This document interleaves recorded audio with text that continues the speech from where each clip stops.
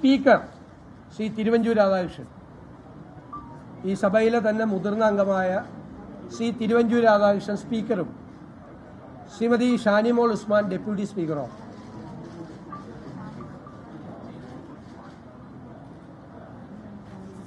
Chief whip അത് കേരള കോൺഗ്രസിനാണ്.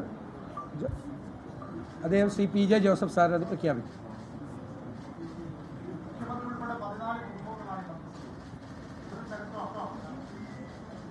തീർച്ചയായിട്ടും പുതുമുഖങ്ങൾ വരട്ടെ, എല്ലാവർക്കും അവസരങ്ങൾ ഉണ്ടാവുമല്ലോ.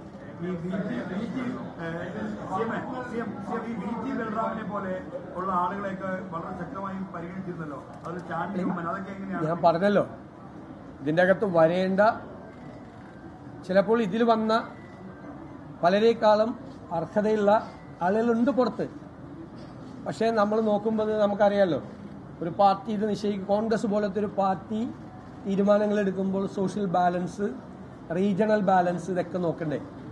അങ്ങനെ നോക്കുമ്പോൾ അർഹതയുള്ള 63 പേര് ജയിച്ചു വന്നിരിക്കുകയാണ്. ചരിത്രത്തിലെ ഏറ്റവും വലിയ വിജയമാണ്. അപ്പോൾ അതിൽ കുറേ ആളുകൾ, എല്ലാവരും അല്ല, കുറച്ച് ആളുകൾ ഉറപ്പായിട്ട് വരണ്ട. പക്ഷെ 11 ഉള്ളത്, 10 ഇതിലെ ഉണ്ടായിരുന്നത് കോൺഗ്രസിന്, 11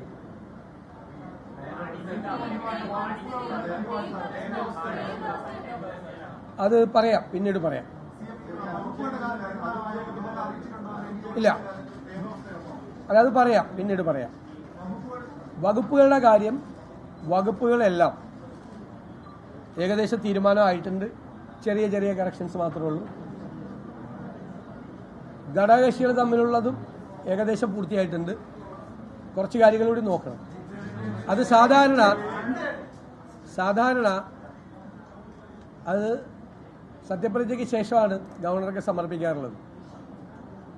നാളെ അത് സമർപ്പിക്കും. സമർപ്പിച്ചു കഴിഞ്ഞാൽ ഗവർണറുടെ അപ്രൂവൽ കിട്ടിയാൽ അത് ഗവൺമെന്റ് പ്രസിൽ കൊടുത്ത് ഗസറ്റ് നോട്ടിഫിക്കേഷനായിട്ടാണ് വരുന്നത്.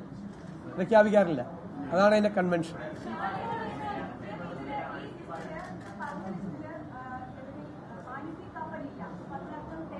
അത് പറഞ്ഞല്ലോ, ഞാൻ 3 ചോദ്യം വന്നത്. അപ്പൊ ഞാൻ പറഞ്ഞല്ലോ അത് പിന്നീട് പറയാമെന്ന് പറഞ്ഞു. ചില ധാരണകളുണ്ട്, അത് ഞാൻ പിന്നീട് പറയാം. ഇതിലുണ്ടെങ്കിൽ പറയാം, അറിയിക്കാം.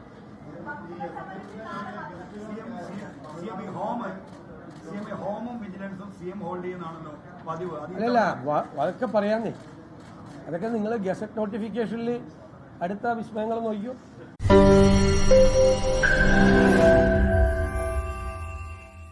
ലോകത്തെവിടെയായാലും ഏത് സമയത്തും 24 വാർത്തകളും ഓഗ്മെന്റഡ് റിയാലിറ്റി പാക്കേജുകളും എക്സ്പ്ലെയിനറുകളും വിശദമായി കാണാൻ ഞങ്ങളുടെ യൂട്യൂബ് ചാനൽ നിങ്ങൾക്ക് സബ്സ്ക്രൈബ് ചെയ്യാം.